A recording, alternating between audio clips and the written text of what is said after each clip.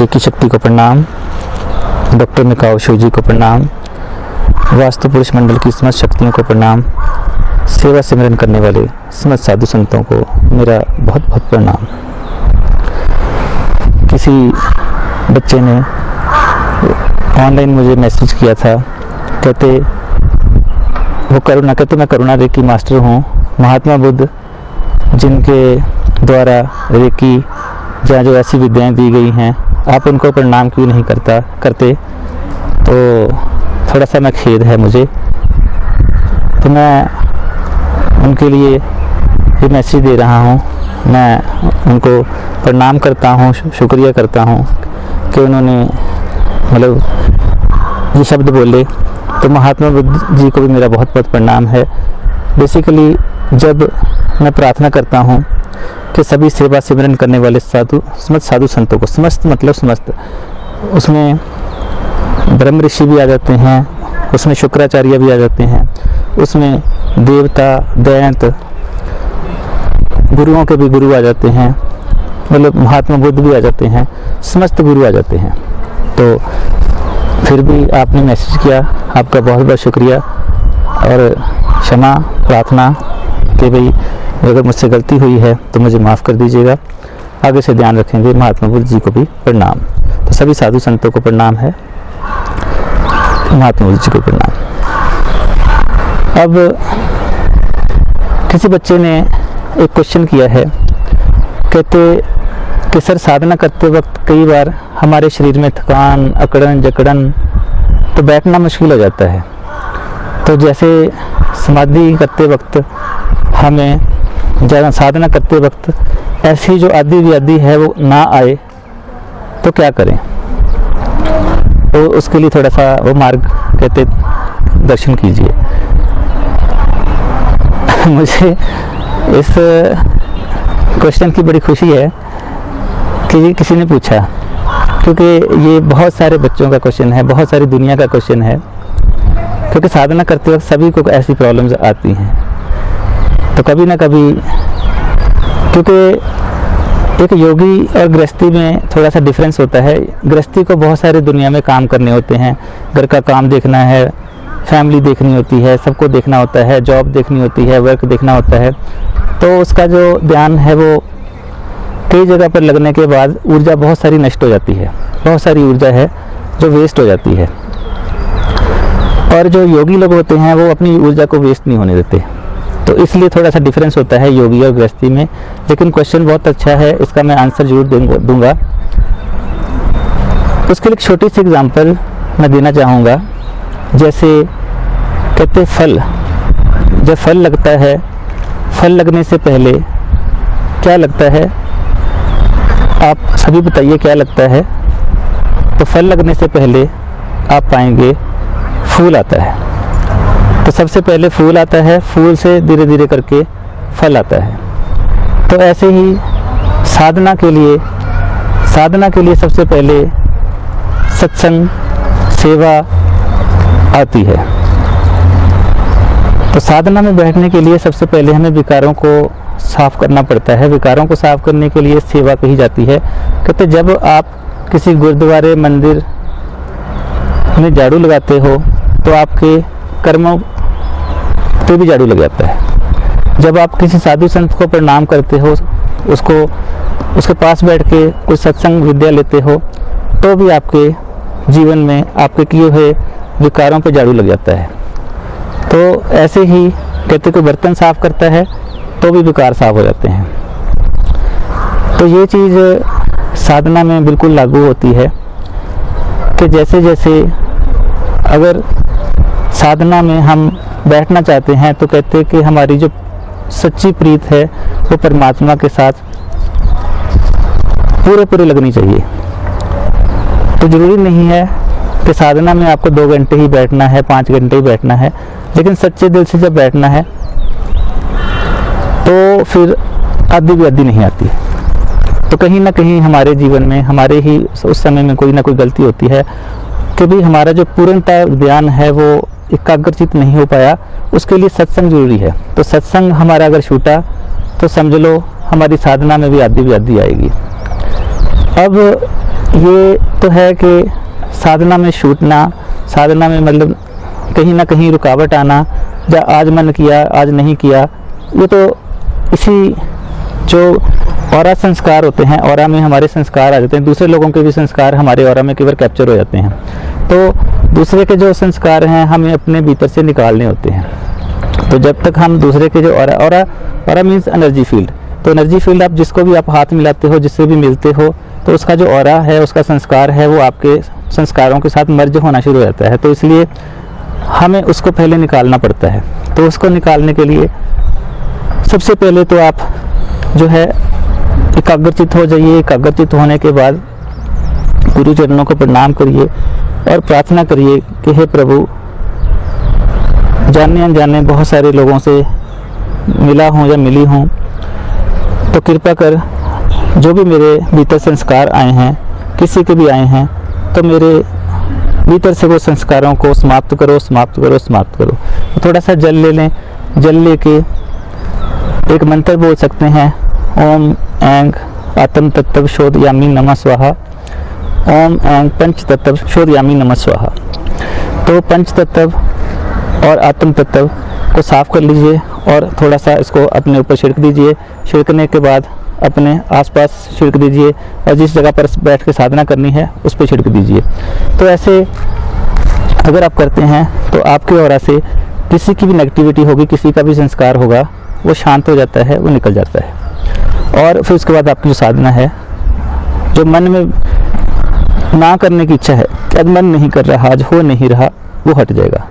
दूसरी व्याधि आती है शरीरक। शरीर की व्याधि आती है कि शरीर पर बैठे हुए हैं तो थकावट हो गई, या बुखार हो गया, या कोई पेन हो रही है, बैठने से पेन हो रही है, तो वहाँ पे क्या करें? तो वहाँ पे शायद मैंने पिछले भी किसी वीडियो में बताया था, तो उस समय एक कंफर्टेबल आसन लेना चाहिए आपको। तो कंफर्टेबल आसन लेके अब उस समय ज़रूरी नहीं है कि आपको, अगर आपने सोचा हुआ है कि 10 माला करनी है, 50 माला करनी है, तो ज़रूरी नहीं है कि आप माला पकड़ के ही करो। तो फिर माला पकड़ने की जरूरत नहीं है, सीधा मंत्र जाप करो। गुरु चरणों का ध्यान करके, परमात्मा का ध्यान करके, आत्मा का ध्यान करके फिर ऐसे ही ध्यान करो। फिर माला पकड़ने की जरूरत नहीं कि 500 की माला में फिर सिमरू में तेरा 500 की माला बना लो अपनी। तो वहाँ पे जब साधना करेंगे फिर शरीर कभी भी आपको व्याधि नहीं बनेगा। तो वहाँ पे चाहे फिर आप कंफर्टेबल पोजीशन पे बैठ के कर रहे हो, चाहे सीधे बैठ के कर रहे हो, चाहे लेट के कर रहे हो, तो वो साधना आपकी सफल होती है। लेकिन एकाग्रचित एक तरफा समर्पण के साथ। तो समर्पण के साथ जब करेंगे तो रोना भी आएगा, ठीक है, चीखने का भी मन करेगा, रोने का भी मन करेगा, और विरक्त हो जाएगा मन। तो विरक्त हो जाएगा। विरक्त मीन्स कि यार मैं क्या दुनिया में लगा हुआ हूँ, मैं क्यों फंसा हुआ हूँ या फंसी हुई हूँ। क्योंकि कहते एक मोह रूपी जो जंजीर है, जो मोह रूपी जंजीर है, वो टूट नहीं सकती। कहते जो सोने की, जो लोहे की बनी हुआ कितना मर्जी बड़ा संगल हो, वो टूट सकता है। मतलब कितना मर्जी बड़े से बड़ा जाल हो, कुछ भी है, वो टूट सकता है, लेकिन जो मोह है वो नहीं टूटता। तो जब तक मोह नहीं टूटता तब तक साधना समर्पण पूर्णता नहीं आ सकता। तो मोह फिर हमें उस समय जितनी देर साधना करते हो, जितनी देर साधना करते हो, मतलब जब मान लो 15 मिनट बैठे हो, 1 घंटा बैठे हो, 5 घंटे बैठे हो, तब छोड़ छाड़ के बैठना है। तब नहीं फिर सोचना फिर कोई कौन बच्चा, कौन पिता, कौन माता, कौन भाई, कौन बहन, कोई कुछ नहीं सोचना। फिर परमात्मा, आत्मा, गुरु, समर्पण, और सिर्फ एक को एक निरंजन, ठीक है। एक को एक निरंजन सोए, जे को मन जाने मन कोई, ठीक है। जो कहते हैं कि एक को जानता है वो एक में ही हो जाता है। फिर तो ही मोही, मोही तो ही अंतर कैसा, फिर ये हो जाता है। सोना और सोने से बनी हुई कोई वस्तु, सोने से बनी हुई चेन, सोने से बनी हुई रिंग, तो फर्क कोई नहीं है, लेकिन वो तराशी हुई है। तो इसीलिए क्या है, जब आप साधना करते हैं आपके भीतर परमात्मा अपने आप प्रकट हो जाता है। तो जीव आत्मा और आत्मा में शरीर के कारण, अज्ञानता के कारण हमें लगता है कि ये आत्मा हमसे अलग है, लगता है, महसूस होता है कि हम अलग हैं, आत्मा अलग है, ऐसा महसूस होता है। लेकिन हमने जब छोड़ दिया अपना आप, मोह कर दिया तो समर्पण कर दिया, मोह को भी समर्पण परमात्मा को दे दिया कि मोह भी आप ही संभालो। जब समर्पण कर दिया कि मोह भी आप ही देखो, लोभ भी आप ही देखो, क्रोध भी आप ही देखो, काम भी आप ही, सब कुछ तुझे समर्पण कर दिया, तेरा दिया तुझको अर्पो, तो फिर क्या लागे है मेरा। कि जब सारा कुछ ही समर्पण कर दिया तो फिर क्या लागे है मेरा। फिर इसका मतलब क्या है, हमारे में कहीं जो मोह रूपी जंजीर है जिसने पकड़ा हुआ है वो टूट नहीं रही, क्योंकि समर्पण पूरा नहीं हुआ। तो समर्पण जब पूरा हो जाता है तो फिर साधना भी पूरी हो जाती है और परमात्मा मिल जाता है। अज्ञानता का पर्दा साफ हो जाता है। तो अज्ञानता का पर्दा के कारण हमें लगता है कि हम शरीर हैं, हम किसी चीज़ को ढूंढना है। ढूंढना क्या है, वो तो बैठा हुआ है। ढूंढना किसको है, जो बोल रहा है उसको ढूंढना है, जो चल रहा है उसको ढूंढना है। जहाँ कोई सृष्टि को चला रहा है, सृष्टि को जो चला रहा है वही आपको चला रहा है। जो सारी सृष्टि को, पूरे ब्रह्मांड को चला रहा है वही आपको चला रहा है। सिर्फ अज्ञानता है। तो अज्ञानता कैसे दूर करनी है, अज्ञानता दूर करनी है इस मोह रूपी माया को तोड़ के, समर्पण करके। वो कहते कि दुनिया से क्या लेना जब हम तेरे हो गए। ठीक है, तो जैसे कहते हैं कि भाई समर्पण करके परमात्मा ही हो गए। तो ऐसे जब साधना करते हो तो वहाँ पे फिर शरीर भूल जाता है, तो फिर व्याधि क्या आएगी।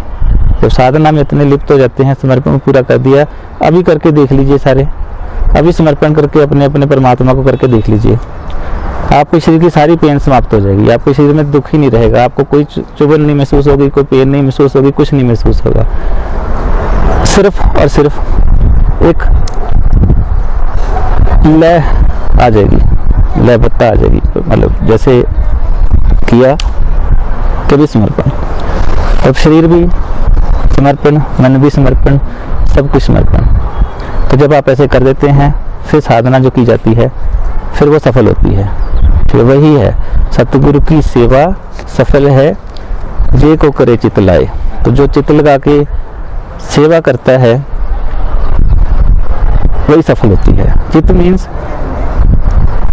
अंतःकरण, मन, बुद्धि, अहंकार, चेतना, सब कुछ दुर्गा माता को दे दिया, सब कुछ उसको दे दिया। तेरे चरणों में सब कुछ समर्पण। ठीक है, मन भी तेरा, तन भी तेरा, धन भी तेरा, शरीर भी तेरा, बच्चे भी तेरे, माता भी तेरी, पिता भी तेरा, सब कुछ तेरा।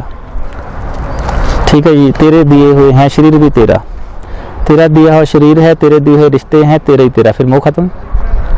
जब आपने कर दिया ऐसा कि भाई तेरा ही है और तू ही इनके जरिए मेरी हेल्प कर रही है, तू ही इनके जरिए सारा कुछ कर रही है, तो सब कुछ तेरा और मुझे अपनी साधना दे दो। तो ऐसे करके जब आप समर्पण करते हो तो आपके शरीर से विकार और पेन, बुखार कुछ भी हो खत्म हो जाता है उसी वक्त, उससे समाप्त हो जाएगा। तो ये आप प्रैक्टिकल करके देख सकते हो। तो ये जिन बच्चे ने पूछा था वो बहुत ही एक अच्छा साधक है, तो वो ऐसा करे तो आप करके देखिएगा। किसी और का भी अगर ऐसा कुछ हो, कोई बॉडी में दिक्कत होती हो तो वो करके देखे। जरूरी नहीं है फिर बैठ के करना है, शरीर कमज़ोर हो गया तो लेट के भी किया जा सकता है। बट जो समाधि है, अगर आप जो जवान अवस्था में हो तो बैठ करके करनी चाहिए, क्योंकि बैठ करके जब समाधि लगाई जाती है तो फिर यह हमारी शारीरिक चेतना है यहाँ से उठकर ऊपर आ जाती है, ऊपर से फिर ऊपर के जो ब्रह्मांड है उसके साथ जुड़ जाती है।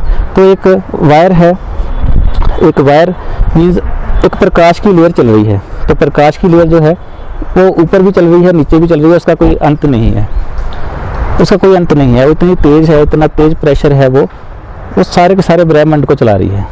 तो उसमें वो साउंड है, वो मतलब ऐसे कभी हो सका तो मैं किसी एनिमेशन के द्वारा थोड़ा समझाने की कोशिश करूँगा, क्योंकि वो इतना तेज प्रकाश है उसको फिर बताया नहीं जा सकता। ये सारा का सारा जब जागृत होता है तो अकेला अकेला दिखता है।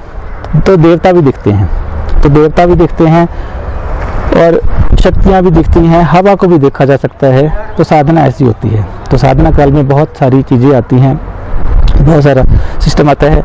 मैं योग साधना में तो नहीं हूँ, क्योंकि योगियों के जैसे मैं उल्टा लटक के तो साधना नहीं कर सकता, क्योंकि कुछ साधनाएं हठ योग की होती हैं। तो हठ योग के द्वारा भी कई लोग साधना करते हैं जिसमें शरीर को ऊपर उठाया जा सकता है, हवा में जाया जा सकता है। लेकिन जब मन ही खत्म हो गया, मन ही विलीन हो गया आत्मा में, तो रहा क्या? सिर्फ आत्मा। तो मन विलीन कर देना है जितनी देर साधना करें। तो मैंने पहले भी कहा था कि चाहे 2 मिनट करें, 5 मिनट करें, आधा घंटा करें, लेकिन दिल से करें, समर्पण कर करें, तो शरीर में कोई व्याधि नहीं आती और आएगी भी नहीं। कभी आई हो वो भूल जाएगी। तो ऐसा जो प्रक्रिया है वो कर सकते हैं। तो अब एक छोटा सा जैसे मैसेज मैं देता हूँ हर वीडियो के साथ। मेरा जो मैसेज है, अगर कोई साधना में आगे बढ़ना चाहते हैं तो एक बंद अंधेरा कमरा बनाए, क्योंकि जो कालरात्रि है, जो काली है, वो सबसे पहले की बहुत आदि शक्ति है। तो इसलिए आप कई सारे देवी देवताओं की मूर्तियों को काले रंग में देखेंगे तो वो काले रंग में बनाई जाती हैं। तो बहुत सारे बुद्धिस्ट मठों में देखेंगे और भी कई सारे जैसे डेरे, बहुत सारे आश्रम, तो सभी में देखेंगे, कोई साधना वाले में देखेंगे तो अंधेरा कमरा दिया जाता है। तो अंधेरे कमरे का कुछ राज है। तो वहाँ पे बिल्कुल हल्की सी, अगर आप किसी को डर लगता हो शुरू में साधना में, तो वो एक कैंडल यूज़ कर सकता है, हल्की सी, वो भी हल्की सी, लेकिन अंधेरा कमरा होना चाहिए। तो साधना में अगर आप बढ़ना चाहते हैं आगे, तो अंधेरा कमरा लीजिए। अंधेरे में की हुई साधना जो होती है बहुत ज़्यादा पावरफुल होती है। अंधेरे में समर्पण करना बहुत ही पावरफुल होता है। तो वहाँ पे आप देखेंगे गुरु लोग प्रकट हो जाते हैं। तो अंधेरे में मैं भी करता रहा हूँ, तो हम देखते हैं वो साथ में आके बैठ जाते हैं। जो शक्तियाँ हैं वो साथ में आके बैठ जाती हैं, वो देखती हैं, बोलती हैं, बात करती हैं। तो ऐसा मेरा पर्सनल एक्सपीरियंस है। अगर आप लोग करना चाहें कर सकते हैं। मतलब मैं ऐसा कोई बहुत बड़ा कोई गुरु तो नहीं हूँ, लेकिन मेरे अनुभव हैं ये, और ऐसे बहुत सारे गुरुओं के भी अनुभव रहे होंगे, ऐसे आप लोगों के भी अनुभव रहे होंगे जो अंधेरे में साधना करते रहे हैं। क्योंकि अंधेरे की साधना जो है बहुत ही पावरफुल होती है। तो वो करके देखिएगा। तो अंधेरे में साधना करिए, सोए हुए करिए, लेटे हुए करिए, रात को करिए, जागते हुए करिए, सुबह जागिए तब करिए, लेकिन समर्पण के साथ। अब मैं फिर से बोल रहा हूँ, मोह रूपी विकार जो है, लोभ और मोह रूपी जो विकार है, उसको उतनी देर के लिए छोड़ दीजिए। दिन में जो भी देखा, जो भी अट्रैक्ट हुआ, उतनी देर के लिए छोड़ दीजिए और साधना करिए। फिर आपको कभी भी आदि शरीर की कोई तंग नहीं करेगी और शरीर अपने अपने आप लाइट होना शुरू हो जाएगा, अपने आप हील होना शुरू हो जाएगा, अपने आप आपके अंदर ज्योत प्रकट हो जाएगी, अपने आप आपको एंजेलिक फॉर्म्स अपने भीतर दिखनी शुरू हो जाएंगी, खुद परमात्मा आपके अंदर आके बोलना शुरू कर देगा। तो ये प्रैक्टिकल करके देख सकते हैं। तो वो साधना या तो एकांत में चलिए जंगल में, या फिर अंधेरे कमरे में बैठ करके साधना करिए। जिसने भी साधना में आगे बढ़ना है, अंधेरा कमरा जरूर बनाए और फिर वहाँ पे बैठ के, चाहे छोटा सा एक हट टाइप ले ले, चाहे कुछ भी ले ले, एक टेंट हाउस ले ले, चाहे कुछ भी ले ले, अंधेरा कर ले बस। तो वहाँ पर साधना करे, चाहे छोटा सा ही बना ले, तो उसमें साधना करनी बहुत ही पावरफुल होती है। तो अभी के लिए इतना ही। बहुत सारी ब्लेसिंग, बहुत सारा आशीर्वाद। प्रणाम प्रणाम।